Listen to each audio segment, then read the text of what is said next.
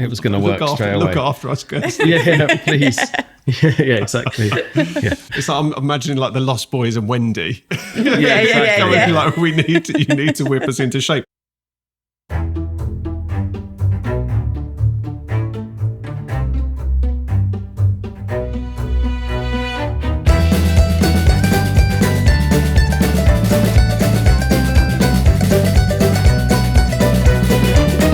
Hello and welcome back to JobsWorth. We have a duo for you this week. We're speaking with Andy Gooch, who is the founder of creative agency Ultra Studio, and we are speaking with Kirsty Williamson, who is the producer at Ultra Studio.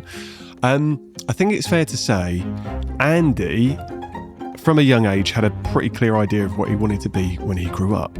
Kirsty, on the other hand, had a slightly more squiggly route into what she ended up doing for the earlier part of her career in brand and marketing. We discussed their journey, and I have to caveat this conversation with the fact that they hate the word journey, as you'll probably come to learn if you watch or listen to this one. Unfortunately, if you listen to JobsWorth, you have to get pretty comfortable with saying that word. But we do discuss their journey and their relationship with work. We talk about Kirsty's redefining of what success looked like for her. We talk about how they balance an incredibly busy job with having kids and trying to be present. We also talk about the way that their skills complement each other. It's I mean this respectfully, but we refer to Kirsty as Wendy and as the team at Ultra Studio before Kirsty came along as the Lost Boys. And we talk about the impact that she had on the business. We also talk about what possesses two people that are already stretched pretty thin to start their own clothing brand. So it is part of Ultra, but in 2024, Andy and Kirsty decided that they were going to set up Super Ultra Cool, which is their own skate-inspired clothing brand. And yeah, it's always really interesting to me when I speak to business owners that have already got a lot on their plate. Why the hell pile more on it? So we go into that in a bit of detail too. But I really hope you enjoy the episode. As always, if you've got feedback, please get involved in the comments. We want this to be as interactive as possible. So please let us know what you're thinking, or if you want us to pass any questions on to our guest, we're happy to do that too. And stay tuned for next week.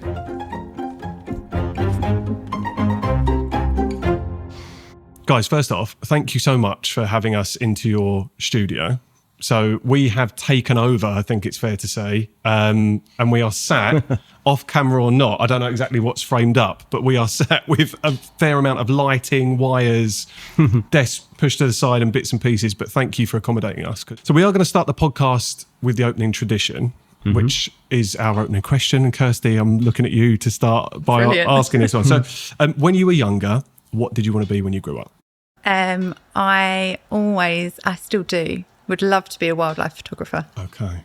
That is like to be out in nature, but a little bit creative and traveling. Yeah, nice. I think it's a lot. It ticks a lot of boxes. It's I think everything that's wrapped up in a job like that. Like you, as great as the wildlife is in at least this part of the country, you'd want to get further afield and see some cool shit along the way, right? Yeah. So, okay. Well, how old were you when you first had that kind of thought? To be fair, actually, I always wanted to be a vet. Okay. Vet's quite a common one, I'm going to say. Yeah. So you flipped it a little bit by saying wildlife photography. Yeah, and then my dad told me I'd have to do some quite gruesome stuff. So cut the animals down and things like that. Yeah. So that love of animals was there from a young age. Yes. And then I'm assuming Attenborough was a part of your life and seeing those documentaries and stuff. Yeah, cool. But probably for as long as possible. Maybe like 10, 11. Okay. Yeah. Never pursued that? Never pursued Never that. pursued that. No. Okay, I did pursue photography. Yeah. But never quite made it to. Okay. But there's obviously so much, and we'll go on to talk a little bit about what you were doing previously before working with Andy. There's still so much creativity in what you do. Yeah. And there was a lot of creativity in what you were doing before, where photography definitely would have played a part. So I don't want to, no spoilers, but we'll go back to that at some point. You can always take the camera from here and just go out. Just run, we'll set you a that might be the game. We'll just go. See what you come back with. Blue tips. Good luck. Andy, what did you want to be when you grew up? When you were the younger Andy, what were you thinking? What was the inspiration around you? When I was like really, really young, I wanted to be a chef. That was kind of like my ambition. But when I was about 10, I found out I had an allergy. And then I was like, so limiting. Yeah, a little bit, yeah. And then I think just when you're really that young, you don't know what you want to do. But it was quite clear I was artistic. And maybe autistic as well, but definitely artistic. And I just knew I wanted to do something creative. I mean, not that I really put two and two together, but when I was a kid and I wanted to be a chef, I used to make books. I used to write little stories and draw the pictures and all that stuff and actually make little books. And it wasn't until I started senior school and I realized, actually, maybe I don't want to be a chef. Maybe I actually like art a little bit more. Maybe it's more the writing of a book that I get excited about. Art was like, so being a chef or cooking was like your muse almost. And then there was something around that to generate something creative with that being the topic. I mean, when I was that young, I wasn't anywhere near a kitchen or making anything good. So where did the inspiration come from then? Like what was the... I don't know. Maybe it's just, I guess my mum used to make food, like bake cakes and things. And she's very creative. I guess eating cake. I do love eating. I've got a sweet tooth, so perhaps that was it as well. Yeah, that was driving it. That was driving it. And then, but it was definitely like, I just remember writing all these stories about this chef. I don't even know what they were about now. And they're probably written really terribly. Have you got them anywhere? Are they stored at your parents? No. Kept them anywhere? No, they've been burned. They'd have got rid of them as quick as possible. Yeah. You imagine like getting one picture from your kid and you're like, great, that goes on the fridge. Imagine that then, them coming with a little book. Yeah. I've made another little book. And they'd be like, oh great. That one goes in the bin. Yeah. This one will replace the other one and the other one gets thrown away. Well, I always start with the opening question because I like to see the through line between what you did want to be when you were younger and then what you've gone on to be. And I think for creatives, there is always something creative at the heart of what was inspiring them or driving them when they were younger. Whether they've really followed through and done something specifically in that space is another question, but there's always something that there's a grain there that has continued and then really drives and informs what you go on to do. Yeah, well, I guess when I was 15, that's kind of the age when you start, like, I knew I was interested in art. I think we'd gone to the Tate Modern or something for like a trip. And I saw that there was people doing like visual art, like animations or little films and things like this. I guess from that point was like a good point of, actually that's something that you can do as a living. And even then, younger than that, when I saw things like Toy Story or things like films like that, I guess at that age, just don't put two and two together and think that could be a job. But it was around that age, 15 is when I was like, actually animation's the thing I want to do. So it was young. I was young when I figured it out, but yeah, the childhood dream was different. You've done an incredible job of jumping forward to the next question. Because I love it when it happens because it means I must have sparked something that is going to lead to this making sense. But we are here to talk about Ultra Studio in a way, and I want to talk about what the business is and what you do and how it came to be, I guess, the backstory and how it formed. But we have to go back to the earlier days to kind of understand the genesis of this place in the first place. But I was going to ask you, Andy, what was it about design and animation that grabbed your attention? So when you did go to the Tate and saw those things, can you remember exactly what it was that was kind of pulling you in or drawing you in? I think it was just that it was different. I didn't expect it. Like, art to me when I was like a kid was very much like paintings, and that was it. People who are artists did paintings, and there was no association from me at that age that artists that are actually designers, writers, photographers.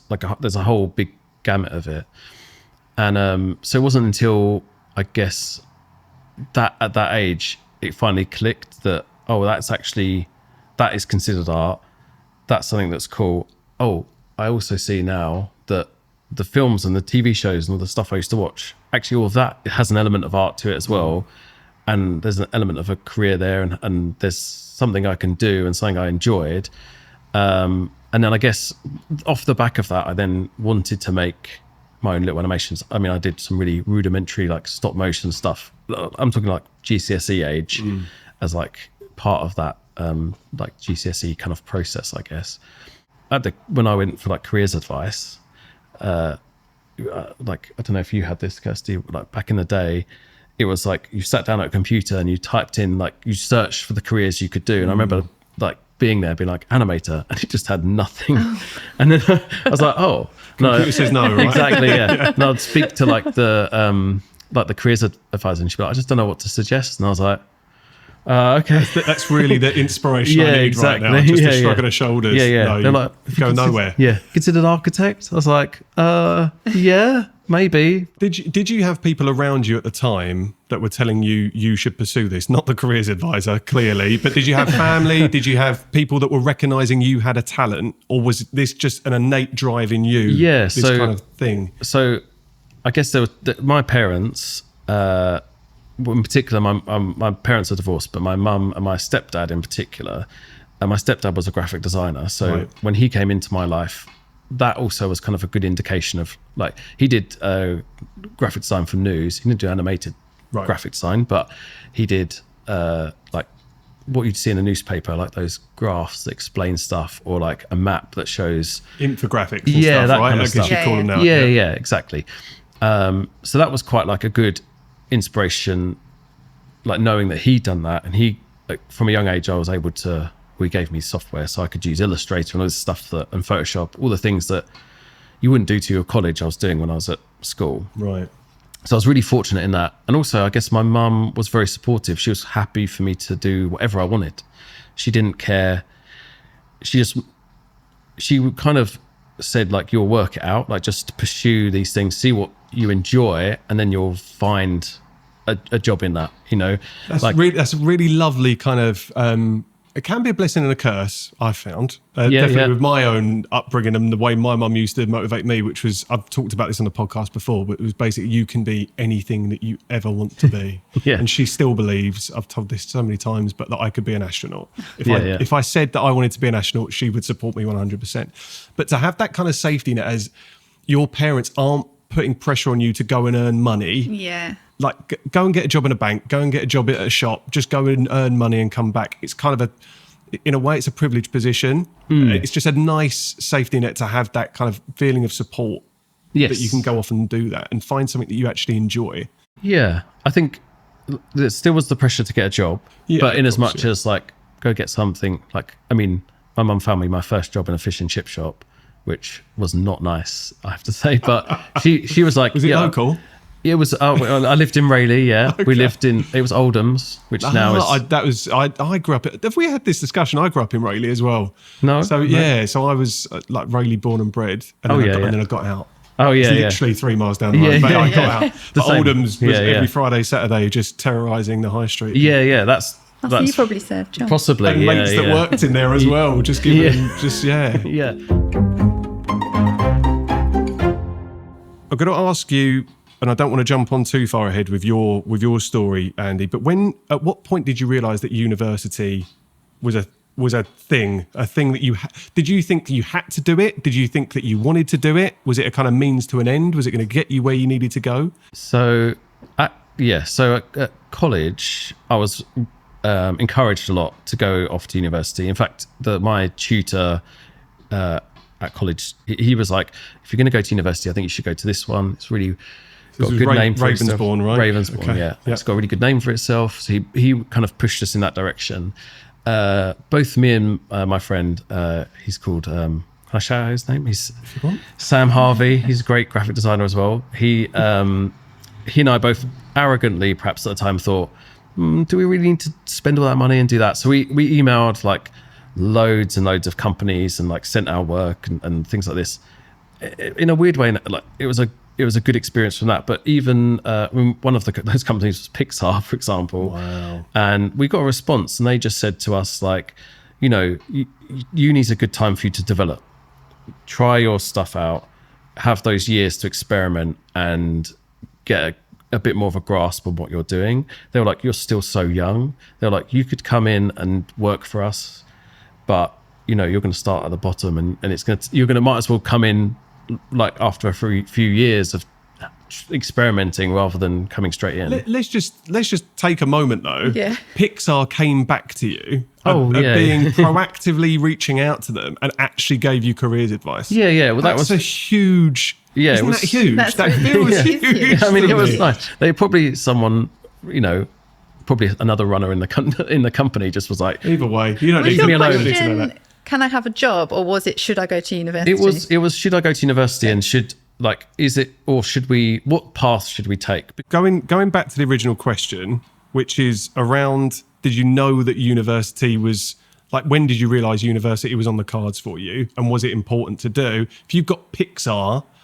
or someone from Pixar, runner from receptionist from Pixar, I don't know, someone from Pixar though, but has emailed you back to say that you've got a bit of validation there, haven't you? So it feels like you've gone in thinking, actually, this is, as you've already said, but it is the right thing to do, and there is a real need to do I think I think it's harder. Like for me at the time, it was definitely the right decision. I think it was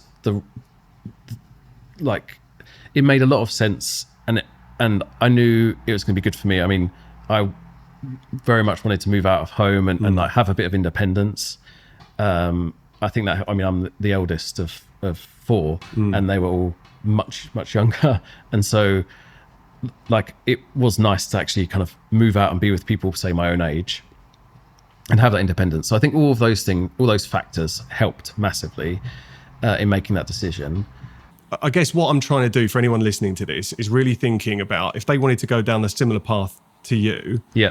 Is university a thing that you have to do? Is it a box that you need to have checked? Oh, so to answer that question, definitely That's not. probably the direct the direct thing So- I'm trying to get to. Yeah. So for me, it was right. It's not right for everybody. We work with loads of designers, loads of other designers. I think, Kirsty, yourself, you started university, but I did. Didn't I didn't finish finish it. it. But again, no judgment No. there. What a common story that is as well. But, Yeah. yeah, and I That's it. think it was very much a case of like everyone telling me I should go to university, but not giving me any advice on what I should do at university. So I think Yeah, it's and that I think is the more universal advice given, or what Yeah. it was maybe. I'm talking about my experience of coming out of college with A levels, Yeah. knowing I could go to university, and my mum and the people around me saying you should go to uni. Do what? Why? And also why? What's Like, the end this- goal? yeah, Where yeah, am I yeah, gonna? yeah. What am I gonna do with that degree? Yeah. I think it, like a vocational degree where you know you're into it, it's very easy. It makes it so straightforward. A lot of people, I think, go to university not necessarily 100% sure. And okay, great, you might come out of it with a degree, but I don't actually think it's that important nowadays. Okay, that's good. That's good to know, and I think that's heartening to people that Yeah. might be sat there at the minute assessing what am I doing. I mean, if you do go to university, make friends with the people 2 years above you, because they all leave and go to work, and then they go, oh, I know some kid, he's really into it. I can get him in to come like intern for a bit, Nice, and just yeah. stay in touch with them. That's the right way to do it. I mean, I didn't force my way in. Fortunately, that happened for me. Well, that's the power of connection and Good networking, connections, right? yeah. yeah, exactly. But Okay. Anyway, Kirsty, Yes. really strong background in brand and marketing. Yeah. How did you get into that? I'm going to phrase it in this way. Did you proactively get into it? Were you directed into it, or did you fall into it? Is any of those statements accurate? If I was to choose one, I fell into it. Okay. How did that come about? So my journey, if you like, to use that word. Laugh. We're all about journeys on the podcast. We can't laugh at journey. It's probably much less linear. Okay. And as we've touched on, I did sort of start university, but it just wasn't. I think if I'd have moved away, I probably would have stayed, regardless of whatever I was doing. Understood. Right. Okay. But it wasn't for me. I've always worked, probably since I was like 14. I've always gone out and worked in some capacity, like in local restaurants, in local tea rooms, like just, yeah, always sort of earning money. And I think that hunger to just kind of really sort of get a job and really start sort of working was what kind of took over, really. Okay. But it wasn't until, I found a job as a marketing assistant, and that's where I started. Then sort of, they put me through my CIM. Okay. And So for anyone that doesn't know what CIM is, Which is Sorry. brilliant. I don't know. It's the Chartered Institute of Marketing. Okay, thank you. And yeah, so I learned lots, but really for me, I learn more on a job. On the job, right? Yeah, definitely. So that theoretical learning, exams. Yeah. It gives you the kind of conceptual knowledge, but you need to be able to put that into practice. Exactly. Right? Yeah. I'd done A levels, and I think I sort of at that point was like, yeah, I need to be learning some on hands experience of different things. And then I've done lots of different different roles. Different roles, but are they all in that marketing and brand? Eventually, yes. Okay, right. Yeah. So the ones that matter, I suppose. Okay. Well, let's focus on. I guess let's focus on that. Yeah. So my job previous to starting at Ultra I was a brand manager for a gin distillery. Okay. So in the drinks industry, which is a really fun, and you did vibrant that for industry. How long? I did that for about 6 years. Okay. Yeah. By the time you got there, yeah, did you already have it identified? Okay, now I want to do this. So let's say you fell into it. Yeah. Was there a turning point when it kind of hit you and you were like, oh, actually, now I really want to be doing this? Do you know what? I'd got to a point where I felt like I was good at what I did. Okay, that is different. I guess. That is different. Yeah. I'd got to a point where I was like, I felt very sort of confident and competent in what I did, and I enjoyed it.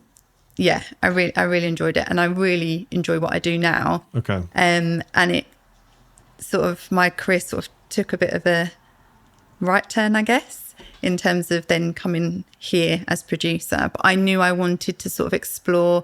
I'd always been in-house. I'd always worked in-house, and I knew I sort of maybe wanted to explore out-house and working for an agency or a design studio.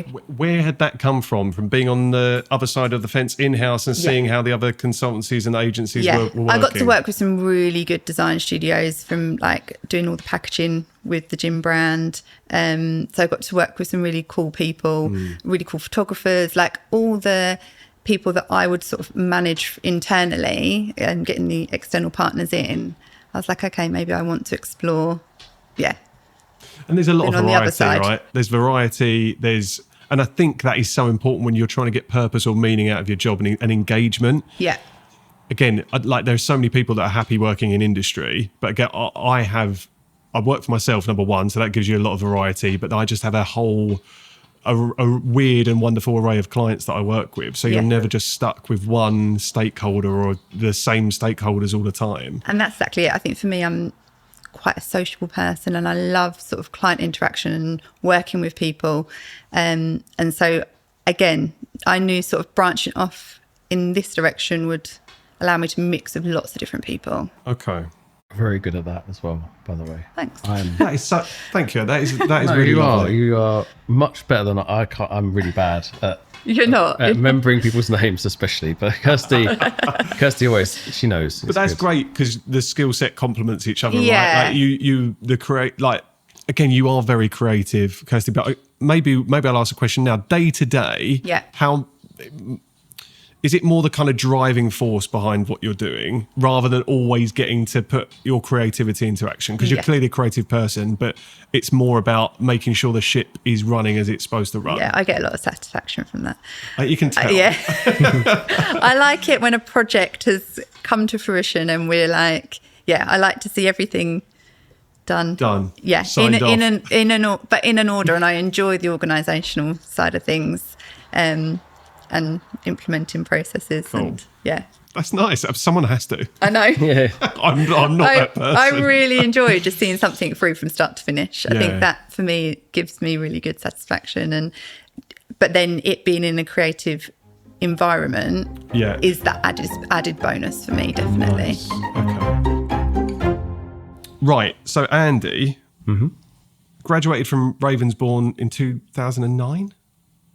Yeah. Take you back. Yeah, that was a long time ago. Does that sound right? Yeah. I googled it. I think So it must you've be done your there. research. Yeah. I'm trying. I'm Yeah. trying. Yeah, I do sit there and actually put some effort in. But yeah, so 2009.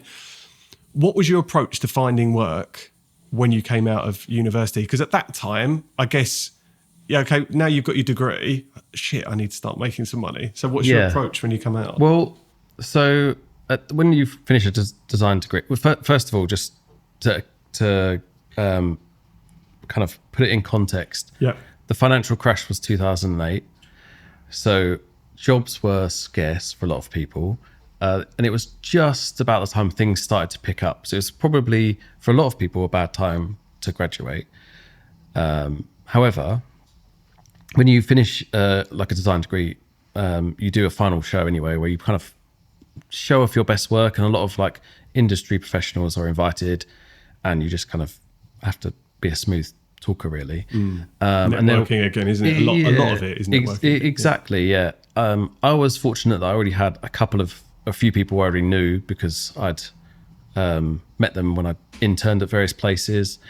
So that was helpful. The university also had, I guess it had ties with certain advertising agencies or TV channels and things like that. So they would sometimes not necessarily put you forward, but they'll be like, oh, here's a selection of students that, like, here's their work. And if they wanted to interview, then you could potentially get an interview through them.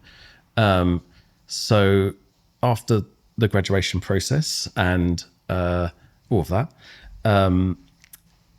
I did lots of various interviews with different companies. Like Ogilvy was one, and there's like they were an architect firm, but they kind of designed spaces for retail shops and things like this. Yeah, I went and did lots and lots of random interviews, but never like nailed anything. Like a lot of the time, people were like, "Oh, we really liked your work. Maybe we can get you in for freelance." But there was no permanent work available. And weirdly, that probably was a blessing as opposed to a curse. It sounded scary at the time, but I had I was working like a regular job at, just like, out of uni, I was working at Apple at their like Regent Street store. So I was like, well, that keeps the bills paid. So it's like, whatever, it's just a job. And I'll continue to pursue this other stuff. I was just fortunate enough that I started to pick up a few freelance gigs here and there. Kind of probably like some bigger ones were through like Universal. I was really lucky. I knew someone there, and he got us in to do some really nice work. One job of which I managed to be flown over to New York to do, which was really fun.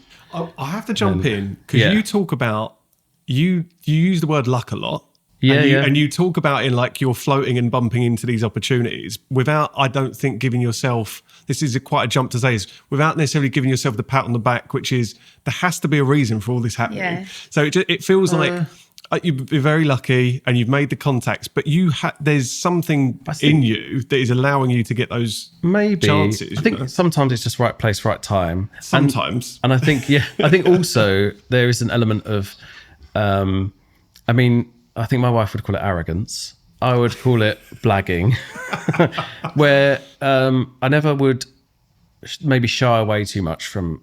I think sometimes you can think, oh, I'm not an expert in that, so I'll say, oh, no, it's not for me. But I'd always probably answer. Sometimes people would say, oh, we need this animated, we need this done. Can you do that? And a lot of the time my answer would be I don't know, I've never done that before, but I can work it out. And you always do work it out. Yeah. Well, you are a bit like a sponge. You do take on a lot of information, and you do always work it out. That'd be the autism happening right there.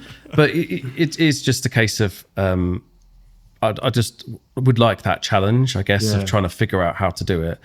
And perhaps that helped a lot to kind of make people feel confident that I would get it to work, maybe at least. And I think it's very easy for me to sit here and hear this story and say to you, look, you must have been really talented and really good at what you were doing. There is a level of arrogance if you were sitting there going, I was really talented and really great at what I was doing. So I get where you're coming from, but sometimes well, when you're doing your own thing, how much are you giving yourself the credit to go, it wasn't luck? Yeah, well, I think a lot of the time I didn't know what I was doing, but I didn't tell the client that. I mean, that's probably the best advice. What's he saying? Act as if to a degree. Yeah, exactly. I knew I'd work it out, and I knew if I had enough of a knowledge base that I could kind of go, oh, I'm sure I can figure out how I can get that to look right. Or I'm sure I can work something out that will fulfill whatever they need. And I think that, again, it's just that having that confidence, perhaps, to have that conversation to say, I'll work it out. Well, It's being honest, isn't it? It's actually a really transparent, candid thing to say, I don't know how to do that, but give me a chance to work it out. People are going to respect that so much more. And the thing is as well, a lot of our clients come from word of mouth. Right. So a lot of time we have been recommended by someone that we have done that for before. And I think that speaks a lot, to be honest. I'm not going to keep calling you out for saying lucky, so don't worry. I don't want you to. I just feel like I can't say luck anymore. I'm a lucky guy. So I get. Look, there is a timing. There's right place, right time, and there is an element of luck. But yeah, I just sometimes when I'm hearing people speak, I'm like, I wonder if sometimes you really give yourself the credit for having that drive and talent, and there's something that you're doing to be in the right place at the right time. So I'm not going to call you out every time I say lucky, but So freelance work, did you have the feeling when you were about to leave university, were you aiming for a permanent role, or was freelance a target for you as well? Or did it just happen by the crash? It kind of just happened, I think. Yeah. It wasn't, I didn't really know where I wanted to end up, to be honest. I just I knew I wanted to do something creative.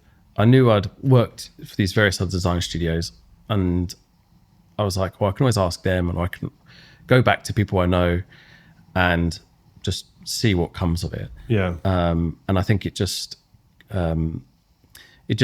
ended up happening that way. I mean, at a different time, perhaps I'd have just gone straight in and got a job with somebody. But I'm thankful that didn't happen, because it was a big learning curve coming out of uni and not having any experience in any of that stuff. In fact, 1 year out of uni, I got my uni, Ravensbourne contacted me and said, oh, is there anything we didn't teach you, or is there anything you wanted to that could have been better? What a great question. Exactly, yeah. What did we miss? Yeah. Why, Andy? What did we miss? Yeah. But I came back to him and said, well, look, I've freelanced straight away, pretty much. I've been doing that. I have no idea how to run a business. I don't know how to do a tax return, any of that stuff. And I just thought they were asking me so they could teach the next year.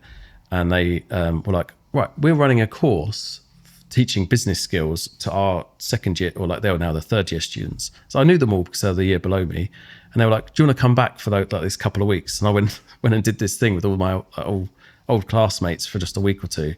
Learned how to it wasn't like this is the boring stuff of running a business, but it was kind of like the things you got to pay attention to, cash flow and a little bit of those things, but also how that applies to a design business as well. Well, because context matters, right? Yeah. Cash flow in a design business is going to be very different to cash flow in a recruitment agency. Exactly. Yeah. And I've been running my business for 6 years and I still don't have a clue.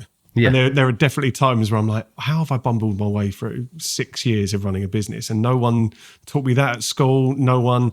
And there's courses I could do, but I've lasted this long. Yeah. I wouldn't. So I wouldn't. To be said. Yeah. I mean, if you've done it that long, you don't have to worry. Yeah. I feel like now I'm just people. I don't know. They get the impression that I know what I'm doing, so I'll keep it going. But I think it is really important to have those opportunities. It's even things like you just, how much do you charge people? I had no idea, so I just was. Yeah, exactly. I was like, finger in the air. That's it. Yeah, exactly. People were, someone would go, "I'll give you this much a day," and I'd be like, that sounds incredible. I'll do that. Yeah, I'm like, and knowing what the industry value is, right? Market value, exactly. And all of those things. I mean, that probably worked out for my benefit, because people would be like, "Oh, he's really cheap," but to me at that age, you don't, you're not. I was still earning more than if I'd worked in a shop. You need that experience though to inform you, don't you? Moving forward, yeah. You were freelance, and in 2012, you got a pretty big opportunity. Yes. Can you share what? Yeah, I think happened? I can. I don't think I'm under NDA or anything like that for it, but I worked on the Olympics, the opening ceremony of the Olympics. How do you, whatever can you share, but how do you get that opportunity? Because that is, I mean, it's huge. And is it fair to say that was the genesis of Ultra Studio? Yeah, so I had to set up as a limited company to work for them. And again, another learning curve. Another set of rules and things you got to follow, but not much different from what you do as a sole trader. But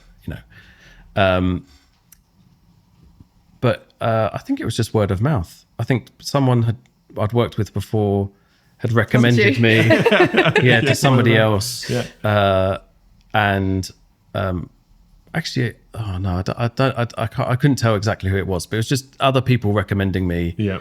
And I went for an interview, and they were like, "Yeah, great, we'll get you on board."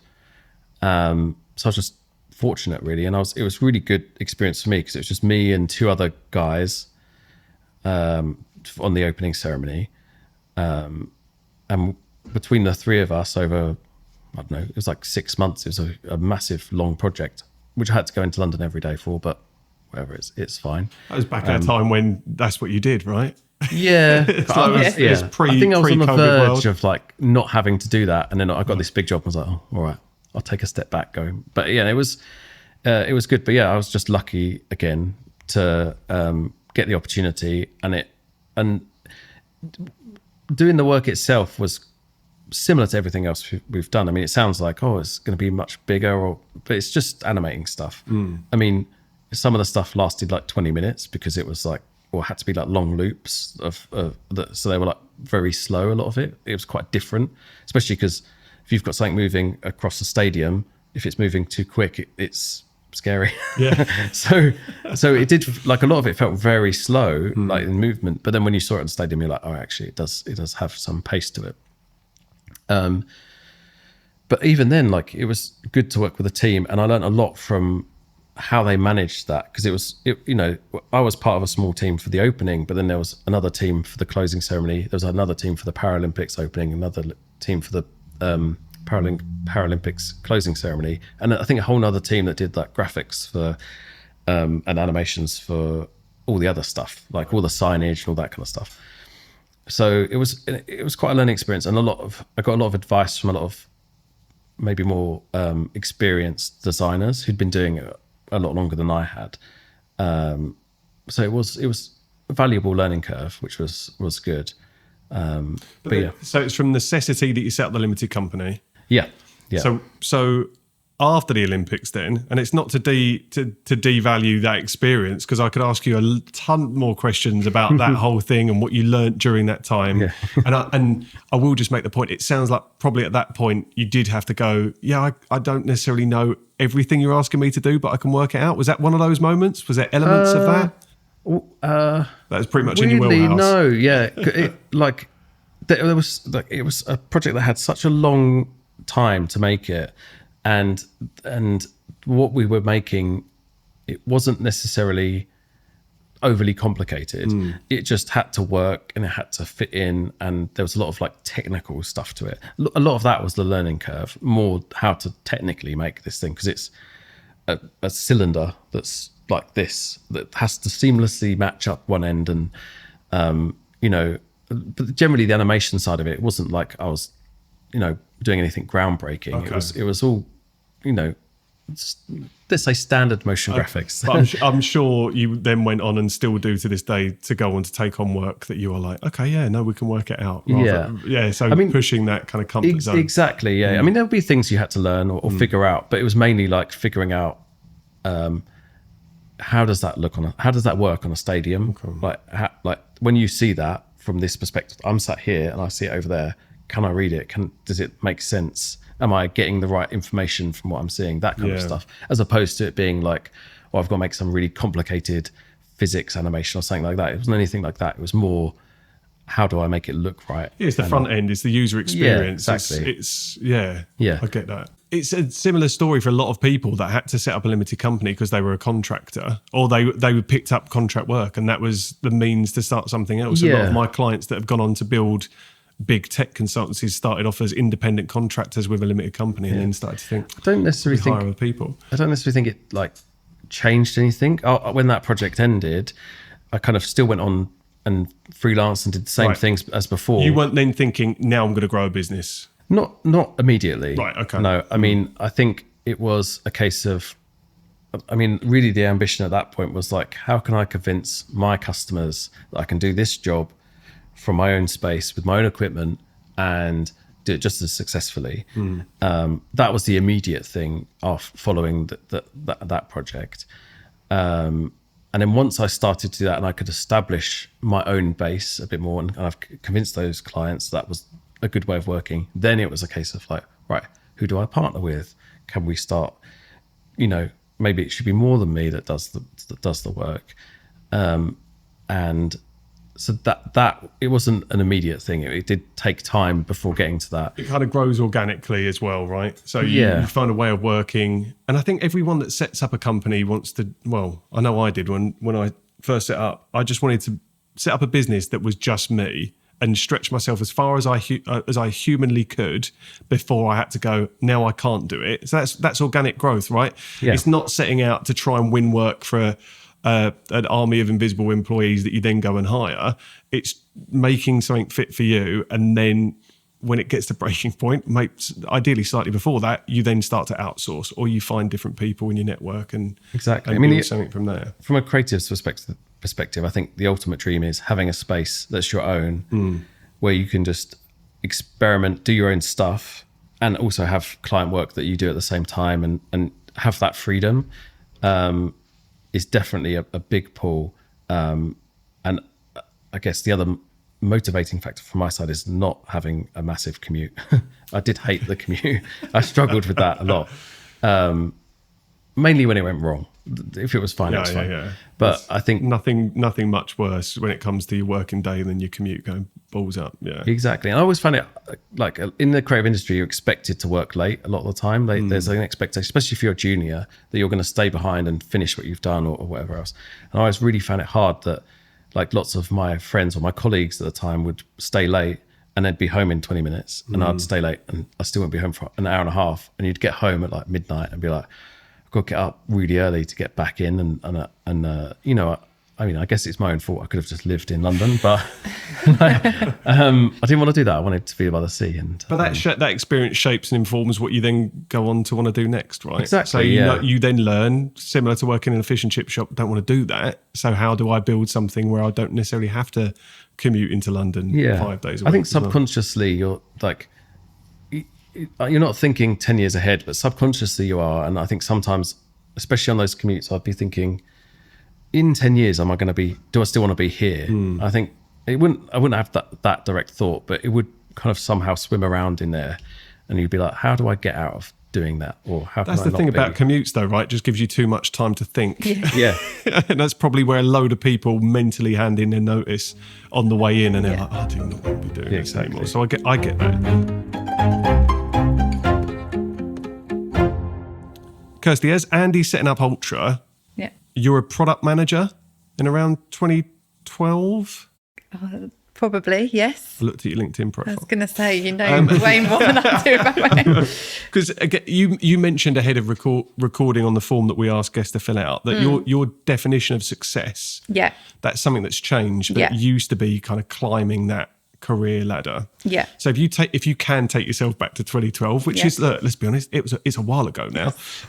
Is that the mindset you were in at that time? Definitely. Your definition of success was each rung, I've got a direction and a... Yeah, so that role was in quite a big company. Okay. And so naturally seeing your peers and colleagues sort of climbing the ladder and then getting promotions yourself, it kind of gives you that drive, I think.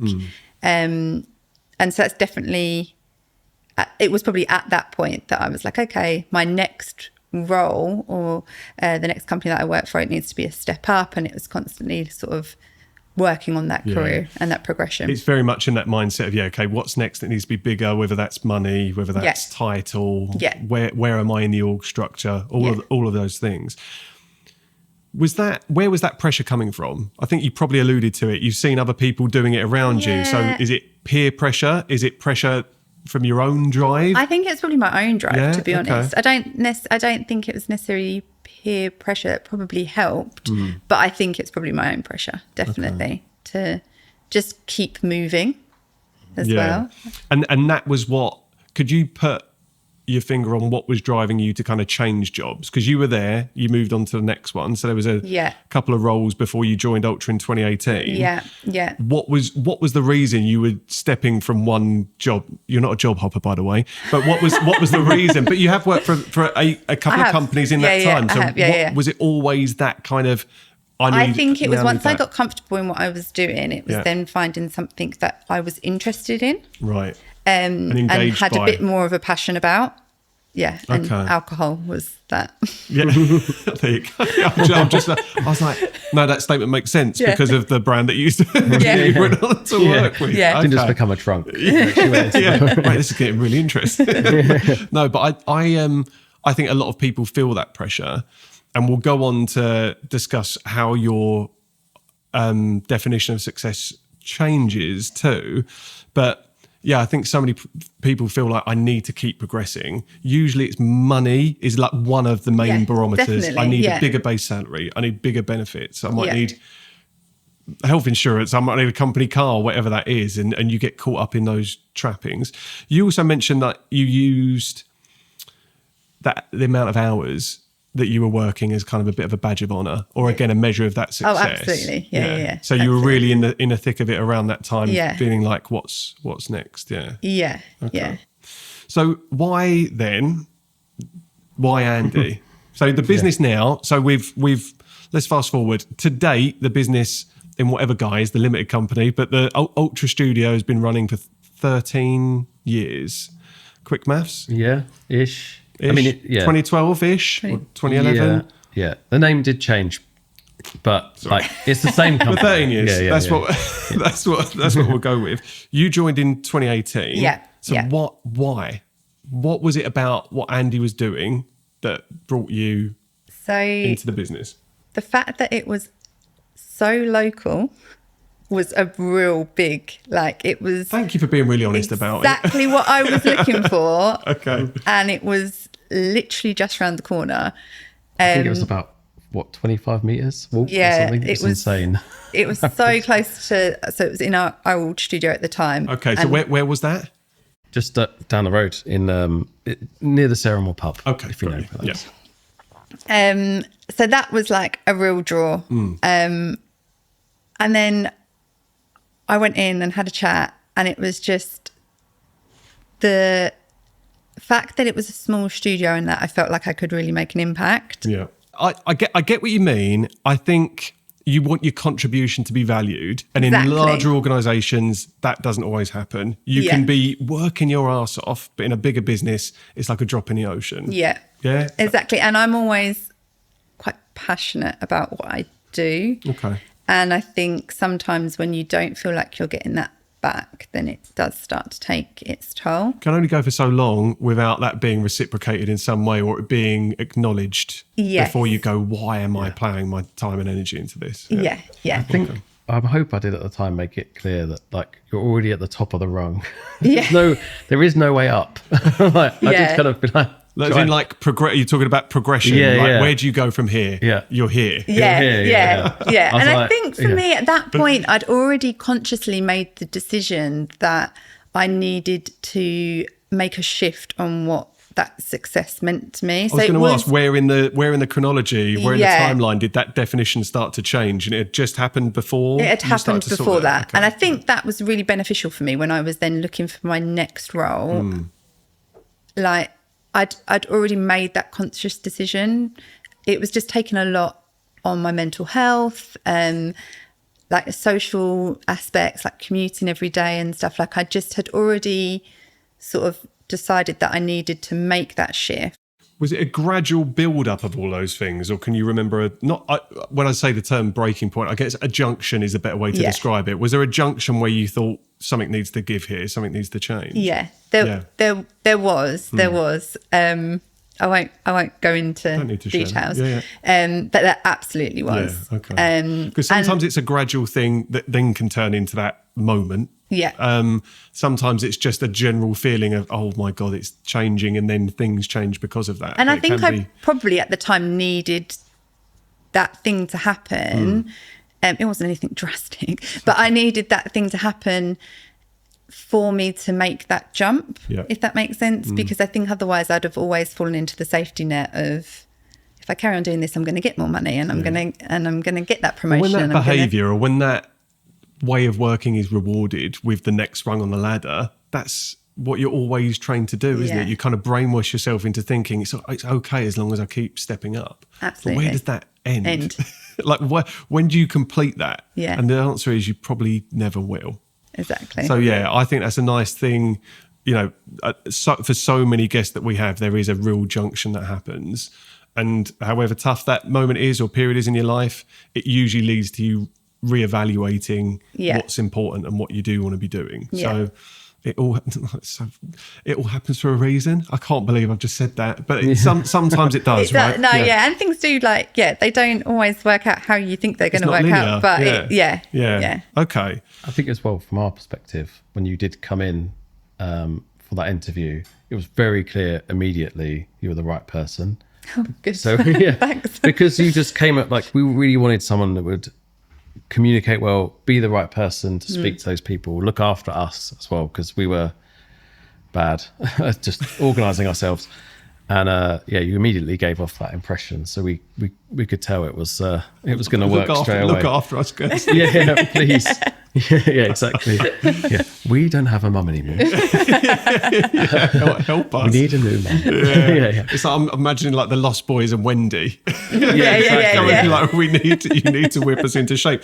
But you've been running that business in whatever guise as it started to take shape since 2012. That's 6 years down the line. But it feels like, you kind of had to say yes to this, but be honest, was Kirsty joining with that mindset? You've already said that you are driven by sorting shit out, getting stuff whipped into shape, the deadlines, the management of that. Was that when things started to shift a gear, or was there a real tangible difference and change in how the business was running when Kirsty joined? Definitely. Pressure. I felt the pressure of you answering that question. Definitely. When, like, before Kirsty joined, I was essentially trying to do two roles. I was trying to do the work and manage the work, and trying to, like, at the time, Antonio was working with us. Like, I mean, we were working together on everything. And also trying to manage Ant's time, like, and my time together. And it's difficult. We're mates. So that's hard. A hard relationship anyway. So I think between the two of us at the time, we definitely knew the right decision was we needed to get someone who could handle the management side, especially be creative, to help us with the creative aspect of it as well. Because as much as it is, there's a lot of managing of stuff, we still need someone who can understand what's going on. And also, like, for example, today you put a deck together of, like, examples and things like that. Someone that can take on those roles, which I think is more than just like a management role. It's definitely like, well, we call you producer, but that kind of just is a general term for, like, help us. It's a catch-all. It's a catch-all. Yeah, right? exactly. Yeah. I mean, titles don't, when you're in such a small business, it kind of doesn't matter so much, because I'm going to ask Kirsty that question, because as someone that was, again, you've said career ladder, the rungs going up and up and up. Did titles matter to you when you joined? No. But that was a shift as well. That was a shift. Yeah. That was a shift. But I had to sort of You've done that. Put and that I to bed. think for me, moving industry and sort of moving focus on what I was doing really helped with that. But also, just to touch on what Andy was saying, I think going out to clients as a studio and a team of people has also helped. Yeah. I think rather than just one freelancer, an individual. It gives you the, you're seen then as a company or as a creative agency, as opposed to, as you say, an individual freelancer. Definitely, and it frees up Andy's time to do the stuff that he's really good at. Just quickly, Kirsty, your definition of success before was one thing. Have you really thought about what your definition of success is now? Do you know, I still struggle with this, if I'm being totally honest. Yeah. I still struggle with this, and I still have to check in, because I think it's sort of almost been ingrained in me to keep climbing that career ladder. Yeah. And actually, really, success to me now is much more than just kind of where I am in my career, and it's being able to enjoy what I'm doing, and more importantly, the balance. So that healthy mind, healthy lifestyle, the balance. And I think the setup we've got here is really good in terms of we get on, we all get on. We rent desks out to other creatives, we all get on, and it's just a really nice, friendly environment to work in. And I think finding that and sort of feeling like you belong somewhere is almost that kind of success. Yeah, which is great. You have to go through everything else to learn that, don't you? Yeah. This, I was, again, based on your LinkedIn profile, this is one of your longest, like from a tenure perspective, one of the longest times you've ever spent with a business. So there has to be something about that as well. Yeah. But it's really good when you realise, okay, what's enough? And I'm not saying we ever really work out what enough is, but I think the longer you're in work, you get closer to achieving that. Yeah, because I think now the growth is coming from growing the studio as a business as opposed to growing myself as an individual. Yeah. Does that make sense? So there's still growth and there's still ambition and that's still fulfilled. But it's like collective. It's like a greater meaning. There's a bigger thing at play because you're doing that as a collective of people. I think as well in a smaller business, it's far more transparent as to how each person's impact plays a role to grow that. As we were saying, your contribution is seen. It's very transparent. Yeah. Well, your contribution's like 50% of it because without you and me both working together, it can't grow. It can't get what we need it to get. Yeah. So I think it. I hope it comes across. You're very valued here. Yeah. Please don't leave. I feel like this is turning into an annual review. yeah, exactly. Yeah. But I think that's really important. So much of the conversation we've had with people that were forced to change their relationship with work was usually in a position where they weren't feeling valued or their contribution wasn't being noticed. And there is one of the biggest reasons that people become depressed is a lack of meaningful work. Yeah. And if you can find meaning at work, that, is hugely valuable. So it really feels like you did that and it needed to happen around about the time it did. Even if the motivation to work here was because it was 25 metres away. You start those conversations and then you find out what happens later down the line, right? But we wouldn't have chosen Kirsty if she wasn't the right person. She definitely It wasn't just because the proximity to the office, right? No. We interviewed other people and Kirsty was definitely the right choice. So. I'm glad to. You've got to say it, but I'm glad to hear it. Even if Kirsty wasn't here, I'd be saying these. That's good to know. Andy, you're a dad. Yep. Okay. How did having kids affect your relationship with work? Well, I guess your priorities instantly kind of have to change because you can't. I guess the late nights, the staying behind, those things have to. They still have to happen sometimes. For example, tonight, but I think. It's really hard to describe. I don't think you can instantly understand what's going to change about you internally and you as a person. Because it's not a switch. It doesn't happen overnight, does it? Yeah. And you're still a person. You're still you. Yeah, exactly. But something does change. Every time I would speak to people who are already parents would be like, oh yeah, you'll feel this change. And you're like, I don't know. But I think your priority changes. You don't feel as I guess it's like having a project, right? You get really into like your project and that's what motivates you to keep working on it. Well, now you've got your new project of being dad to this kid and that's constant. So it does mean your priority changes. You want to be there to go and do those spend that time, see them grow up, I think. When you look back on it, I've now got 3 kids, but I look back and think how quickly and how much has changed in the last 7 odd years. And you do think, wow, I'm glad I was there for a lot of it, but you do also wish, maybe I wish I was there more. It's so complicated though, isn't it? And that's the age old, the biggest challenge I think for parents. And you said it, you're still a person. Yeah. You're given this title of mum or dad. And then you're expected to be a mum and or dad. And then, but you also still have your own things you want to achieve. And that's where parent guilt kicks in, right? So you can tell you're both passionate about what you're building here. You're obviously passionate about your family and wanting to be there too. And that's a really hard line to get right sometimes. And how you're feeling about that can shift, I guess, especially depending on the work you're doing and then depending how things are going at home. And it's a bit of a pendulum swinging. No one ever gets the balance right.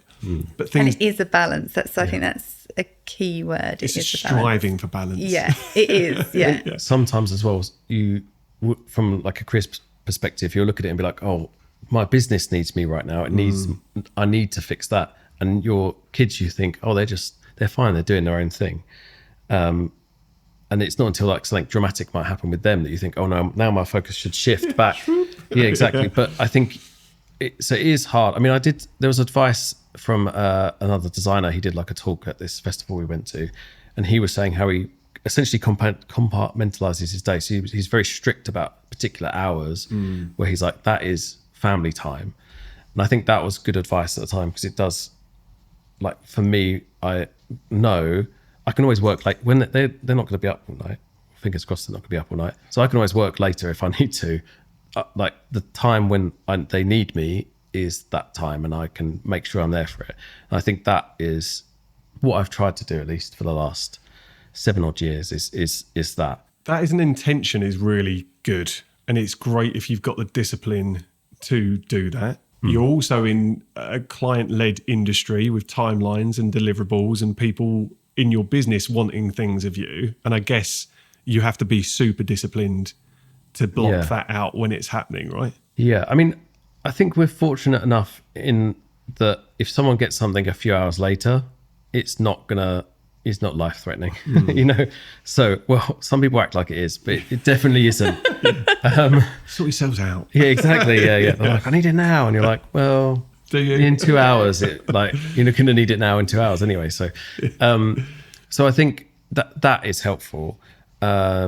It can be hard when you're being messaged or emailed a lot. And it can be very difficult at times during those few hours to detach yourself. I mean, I'm guilty of still having my phone on me. I'll still reply to emails and things. I'll try and do it when, they're doing something else or a moment that's appropriate. Yeah, exactly. Like they're glued to the TV for 2 minutes. Right, I'll quickly do that. But optimal phone use is to not do it around the kids. But when you're running your own business, how is that humanly possible? I think that's what I ask myself all the time. And I end up this kind of self-flagellation that goes on because I know I shouldn't be on my phone, but I know I'm also replying to an email while my son or my sons are trying to get my attention. And you can just be like, it's an eternal cycle of beating the shit out of yourself and not doing the best for anyone, really. But I love hearing about people that have created boundaries because I just want that for myself. Yeah. It's almost like I'm a magpie. I just want to, please give me a boundary that works. My wife would definitely say there's room for improvement there. And I agree with her. There is. Like, I'm not doing it perfectly by any means, but I do try. But kids also give you a great reminder of the bigger picture a lot of the time. Absolutely. Yeah. So and I would imagine, Kirsty, same for you. You've had children since you've been working for Ultra. Yeah. How's that changed? Again, one definition of success when you started, a slightly different one now. Yeah, absolutely. It evolves over time. Yeah, absolutely. Like your priorities shift, I guess. And it's like we said, striking that balance and striving to strike that balance and getting it right. And it doesn't work out all the time. Like sometimes you feel like you're dropping plates left, right and centre and someone's not getting the adequate amount of attention, whether that's Andy or my children or but the lost boys thing is going to stick now. Exactly. Kirsty, I need some attention, please. But yeah, I think it is, it's about trying to find that balance. And I think the phone thing, I constantly beat myself up about that. And I think it's like, am I setting them the right example? Yeah. And that they should be looking at a screen constantly. And it's, I always try if I can to keep work stuff to a laptop. So I'll try not to do when I'm at home, like try not to do like work emails and stuff on my phone. Got you. And actually so visually, if I'm working around the kids, they've got they've got that visual it's not just cue of a screen I'm in your sat face. at a laptop and No, that's a good, it's a nice tip as well. I think, again, I'll write that down. Yeah. I'm not very good at that. So I'll be on my phone or on my iPad or on the Vision Pro or on something else. Or on your watch. Or my watch. Yeah. There's just so many ways, like screens everywhere. I know, yeah. I literally need to be shut in a dark room. Yeah, go back to some analog world where everyone's like not emails sending you letters, then you'll be fine. Yeah. Exactly. In 2024, you decided to set up Super Ultra Cool. Why? You've got a growing business, you've got a pipeline of work, you've got clients to service, you've got all these things happening. Why do you decide to set up Super Ultra Cool? And also, please explain what that is. Is it fair to say I'm going to say it's a skate brand. Is that accurate? Yeah, I think yeah. No, it definitely sits in the skate brand, streetwear kind of envelope, as it were. Yeah. Like, I'd love to call it strictly a skate brand, but until we actually make skateboards, I don't think people could. Not everyone would define it. So predominantly, it's a clothing brand. Yeah, exactly. But to answer your question, I think there'd always been a motivation to do something additionally alongside what we do. Like, it's great having client work. I love that challenge. It's really good, but sometimes there's downtime.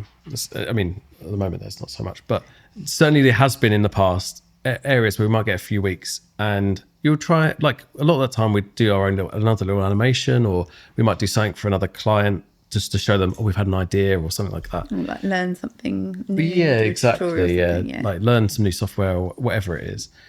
But I think there was also like, well, how could we, like, if one of us, like, at the end of the day, when we are sleeping, we're not earning money. When we're not working, we're not earning anything. We're not doing anything. And I think there was a part motivation to be like, how can we expand what we do, and how can we find something that we kind of already do anyway, that we could then, pursue something else and grow that way as well. So we already like worked with loads of artists. We already made animations for clothing companies. We already made artwork for people and all those kinds of things. And I think there was a motivation from like, well, why don't we try and do this ourselves?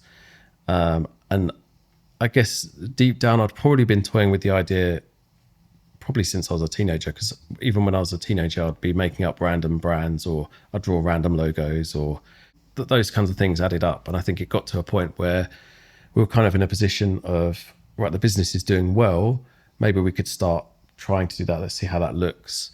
And yeah, we kind of went from there, really. I guess that's how I'd phrase it. Andy also just wanted to like fill out his wardrobe with there is that. he'd The stuff that you want to wear, right? Yeah, exactly. Yeah. There is that as well. Yeah, it's nice to have an excuse to get, like, every few months, I've now got a new batch of t-shirts. It's a nice position to be in. And we were talking before we started recording about when I met you guys at the Hatch to kind of have a pre-chat about this. We were talking about always creating something on the back of a brief or a client-led thing with a deadline and a timescale and all these things. It's great. It's how you've made a living. But to create something for you, there's just a really nice liberating thing about that. So something that you can take a step back from and think, I've done that, I like that. I hope enough people also resonate with it and connect with it, and they want to buy it too. And I think, again, there's a big drive at the moment to how can you move away from the business being solely reliant on you having to be the powerhouses behind it every hour of every day to make money. So if you can productize something and create something tangible, then I think it's a brilliant thing to do, but it's a lot of work. It is a lot of work, but I think it's a different kind of work. It feels very rewarding in a different way. Also, it's really nice. Like, from our side, everything we make for other people is animations most of the time. Right. It goes got that tangible aspect. Exactly. It goes on social media. It goes on TV. It goes on whatever, and it's gone within however many seconds it's played for, and. Like, even I remember, like, thinking of, say, like my mother-in-law or my parents or something, like, I'd show them stuff, but they really didn't understand what they were looking at. Like, we'd watch something on TV and I'd be like, I made that, and they'd be like, oh, great. But it wouldn't necessarily, from their perspective, land. You could tell it wasn't landing in some way. Like, it's hard to, they don't know how things are made, so for them to understand like I made that, it just goes completely over the head. Like, and I get that. That's kind of part of it. So it's nice to now have something that I physically can hold and be like, I've made this. Yeah, like the clothing that we're all representing your brand this evening. Today. But yeah, like a t-shirt, something that the caps, just something tangible that is like, okay, yeah, this is, here you go, hold it, feel it. It's tactile. Whatever you want to do, there is something physically in front of you now. Yeah, exactly. You've put your print on and your fingerprints. Yeah, and it's really nice to have. Like, I think there's a lot of work that goes on behind. I mean, it wasn't just like day one, we're setting up a brand, day two, the logo's done, all this other stuff's done. Like, there's a lot of like umming and ahhing. So it's not like it was 2024, we're doing it. It was like in between over those years, oh, let's come up with something. I mean, for a long time, we'd had the name Ultra obviously for forever. And I knew I wanted to do something that expanded upon that name. And for a long time, it was just like, it was called like Super Ultra Skateboards for a long time. Then it was like Super Ultra Bros, because I was like thinking more like Super Mario Bros kind of thing, and trying all those other things. Yeah, Sounds really good. I mean, don't change it now. No. I like it, but yeah, it's cool. Do something else with that. Yeah, exactly. and then we moved through loads of different like options, and eventually, I think we got to the idea of Super Ultra Cool and kind of how ridiculous it sounded, and like it was a bit kind of over the top, and that kind of sat well with where we wanted to take it. And then, you know, over the course of however many months, we'd dip in and dip out of doing like a logo here, like trying something here. The kind of face emblem kind of casually came out of us trying other ideas. We were trying to like turn the eyes into of cool into eyes, so the O's into eyes and things like that.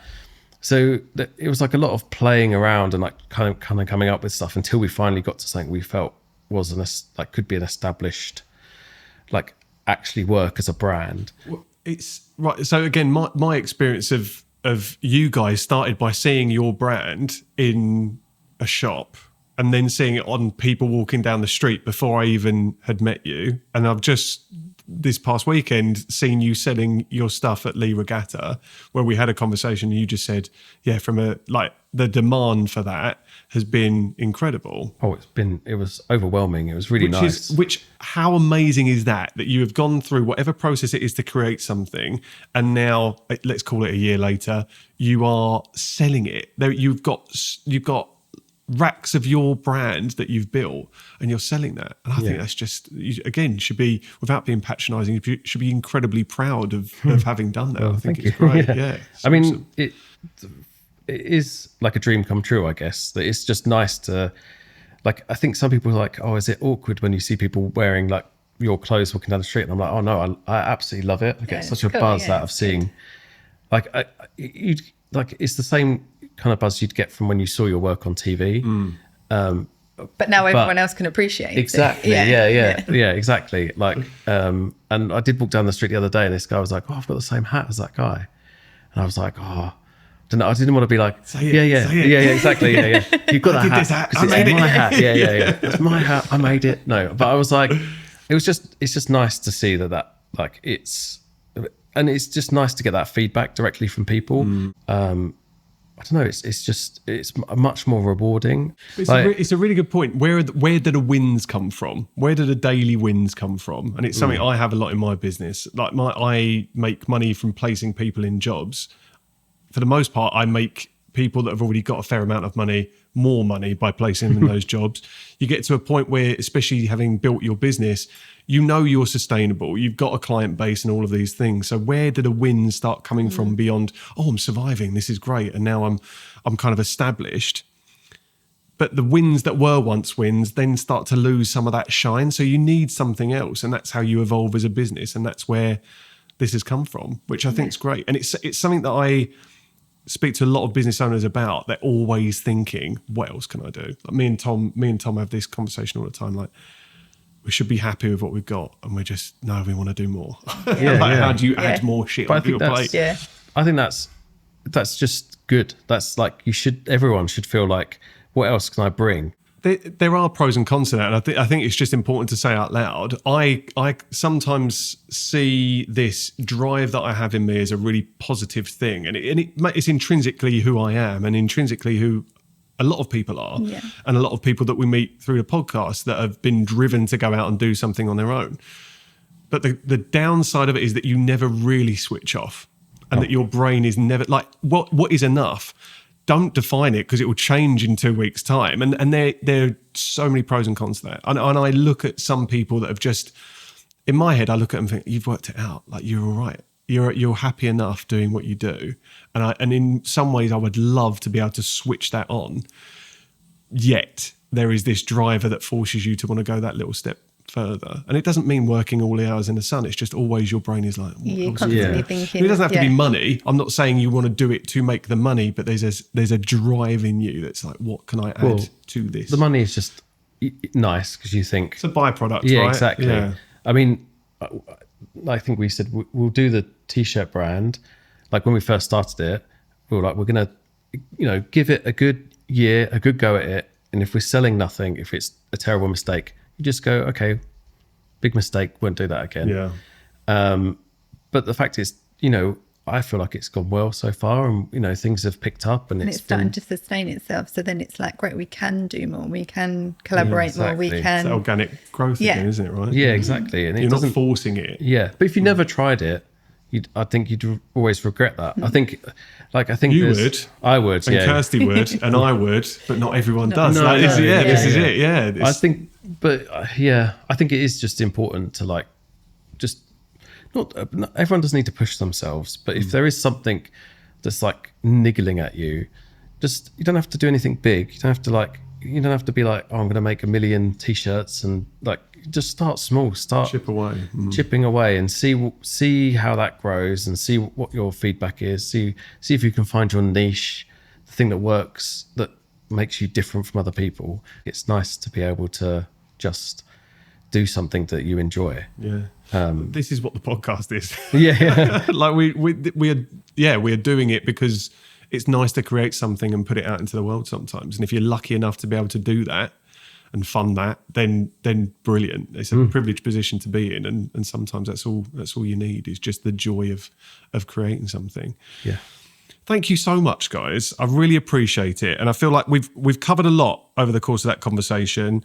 When we put the episode out, I will tell the world what Ultra Studio is about and what it is you do.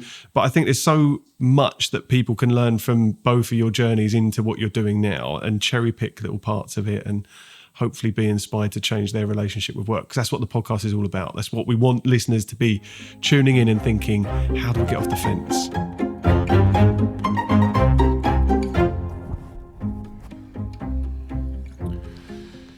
Hello. I'm not going to keep you too long. First off, I wanted to apologise for the length of my shorts in the intro.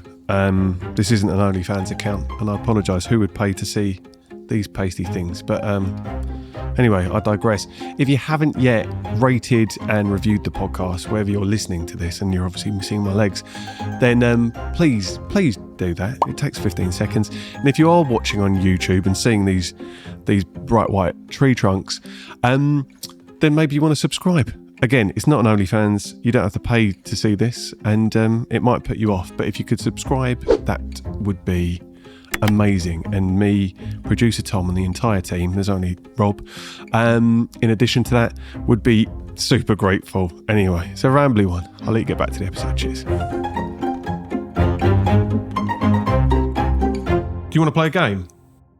Love to. Oh, yeah. Someone had to say no one day. Okay, so the game that we're going to play, I never come up with titles for a game, but I'm going to explain the concept, and at some point in the edit, we'll come up with a title for the game.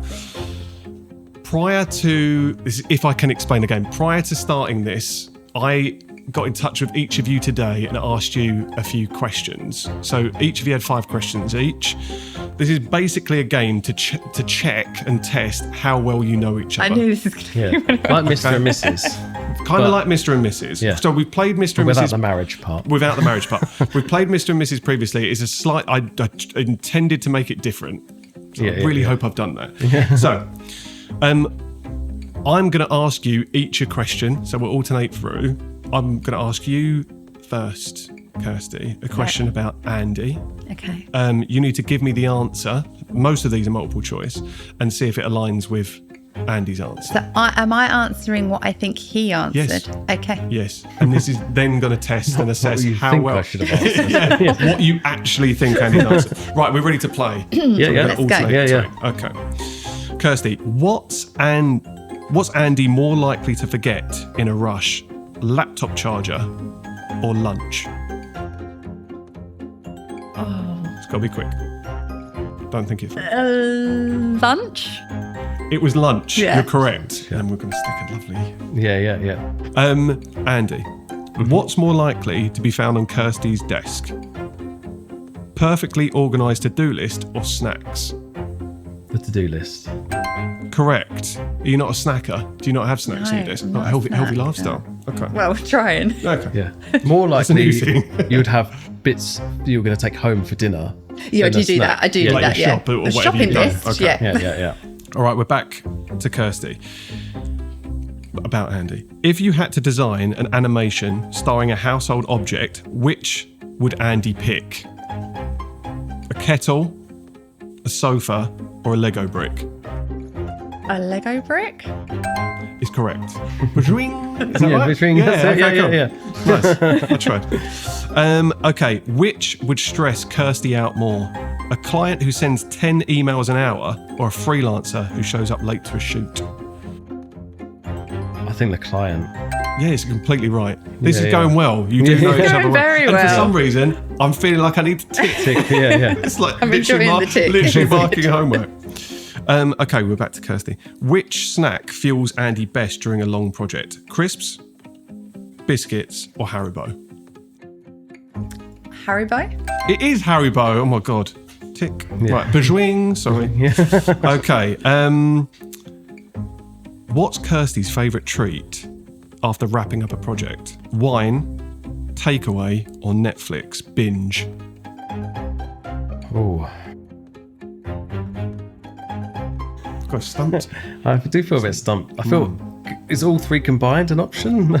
That is actually what I said. It was what Kirsty said. It wasn't an option, but she did say that. Yeah. If she had to prompt for one, what do you think would be? I have to push you. A takeaway? No, it's wine. But I'm going to give you because you said all three. Yeah, So that's I feel like you'd want. They go hand in hand, Yeah, I mean- exactly. We're going to give you a bajwing. That's Yeah, great. yeah. Okay. I would kind of said maybe not always wine, maybe a gin is what I'd have said. Yeah. But you know, Alcohol. just alcohol. Yeah, I think we're all a little bit on tenterhooks after the alcohol Yeah. getting brought up earlier. We're like, I don't know if we can say it again. Okay, what's Andy's focus music of choice? Film soundtracks, lo-fi beats, or silence? Ooh, lo-fi beats? Or was it film it's the first one. soundtracks? Yeah. Sorry, what was the so bajwing's right? What was the sound effect for nothing? Yeah. Okay, right. So I said. Andy's. Yeah, go on. You say what you said. Like electronic music is probably what we'd listen to here, or sometimes we listen to soundtracks. Yeah. Movie soundtracks was going to be if there was Yeah. anyone. But Yeah. you didn't. Yeah, say yeah. that. Probably I not. got that one wrong. Yeah, You got it wrong. Yeah. Yeah. No, it's difficult because What is French house? like just like Daft Punk and Justice Okay, cool. and Right. people like that, basically. Nice. Yeah. Right. Well, you've got a chance to win now because it's obviously a Oh, competition. sorry. I thought we were playing together. So No, nice. no, Oh, it's a prize to the both. No, it's not a joint game. Okay. If Kirsty could ban one office noise forever, what would it be? God. This multi-choice: Oh yeah. chewing, constant pen clicking, or phone notifications. Probably chewing. I imagine chewing's just bad noise for anybody, no? It's pretty gross, isn't it? But it's no phone notifications. Do you know what? I Just found put your this phone on one- silent. found this one really hard. All of them are crap. I mean, the pen clicking is bad. The chewing is awful. I nearly went for chewing because I was like, that is an awful sound, but that doesn't happen in this No. studio space. So I was like, oh. Well, neither does phone notifications. No. Everyone's phone's Got on to pick silent. one. It was a bit. No, it's Yeah. blame me. It was a shit Yeah, question. yeah. No. I mean, no, it's hard. Hold on, though. Does that mean it's a draw? It's a It's draw. a draw, yeah. This is the great. And do you know what? I don't have. Someone needs to get one wrong because I don't have a tiebreaker. Oh. So we can draw it at the end. It's fine.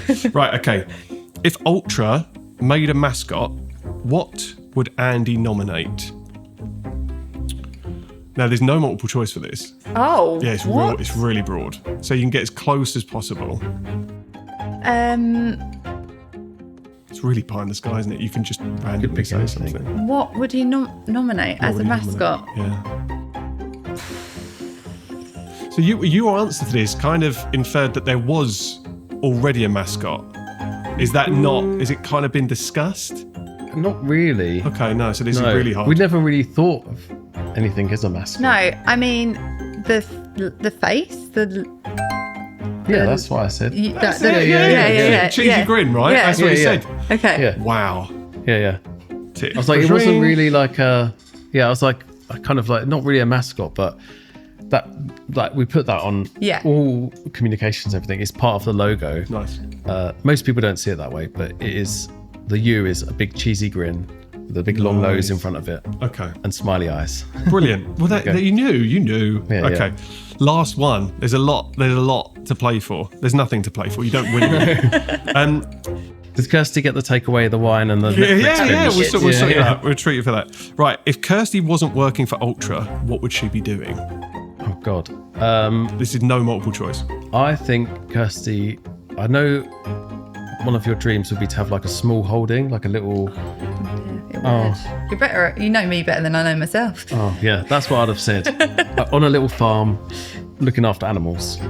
So from Kirsty's reaction, you could tell she didn't. No, you really let me down. She did say, she kind of gave a little clue earlier, which is, you put working on a wildlife program / wildlife photographer / wildlife producer.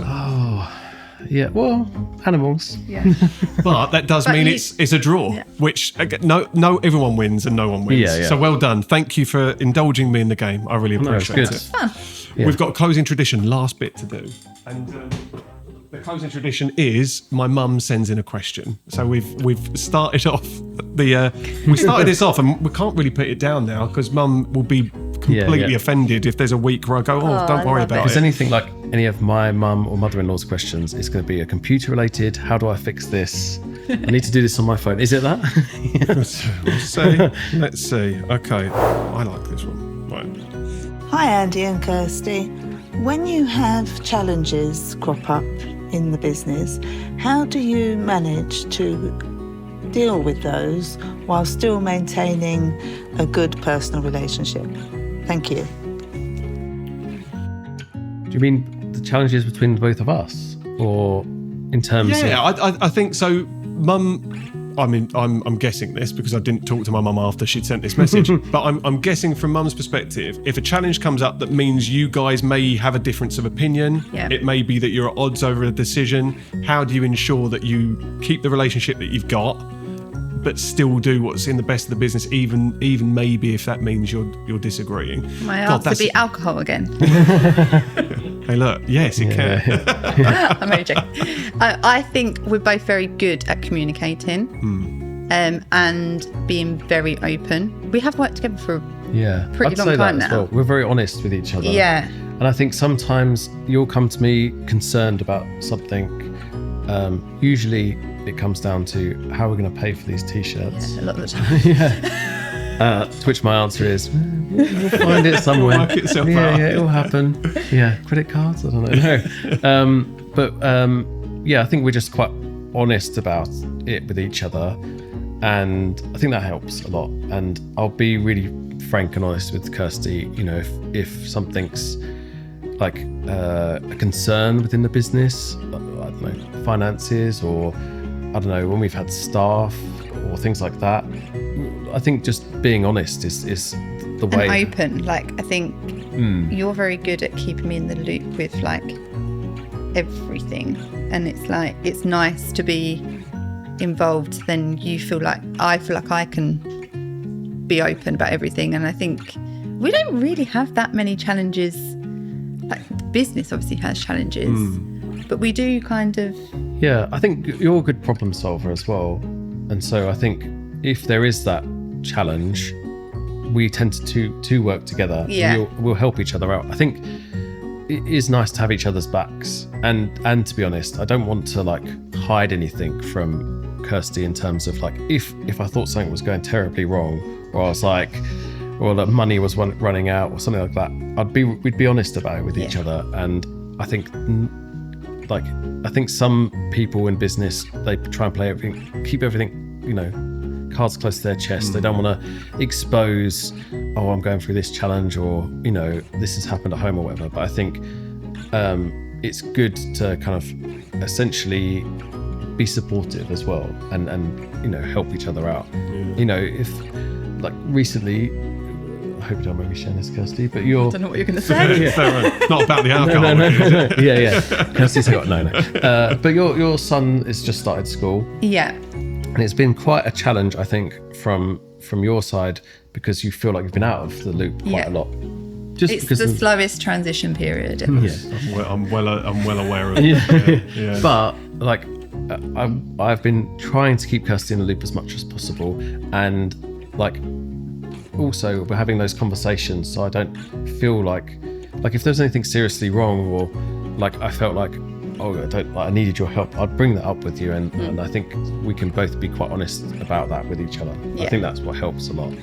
So transparency, honesty. Yeah. I think there's a benefit to the size of the company that you are. Absolutely. Too. Yeah, being yeah. smaller and kind of needing that approach. Yeah. Also, when we're pissed off with each other, we kind of have to just get over it because we're in the same room as each just other. deal with it. Yeah. So it's like, I'm never pissed off with you. No. And that's where we're going to end the podcast. yeah. Guys, you've been incredible, and thank you, because it is a commitment of time, and it's a commitment of energy, and you'll go home after this and you'll be like, what the hell did I even say? But it's been an absolute pleasure, and it's been great getting to know you both as well, because I'd known of the brand. I've learned more about Ultra Studio. You've done some work for me as well, which I've absolutely loved, and the response to that has been really cool too. That was a fun project. Yeah, That was nice. it's so cool, and that's what I love about the podcast. You just get to meet people that you never would have. You're a very met. good client as well, I should say. I appreciate Good that. feedback. Thank you so nice, much. responsive. Yeah, it was good. So that's what I aim for. Yeah. But yeah, it's been an absolute pleasure. I'm going to let you go and go back to your families now. But thank you so much. Well, thank you. It's been lovely. Cheers very much. Well done, guys. That was very cool. I'm sorry it's been so long, but.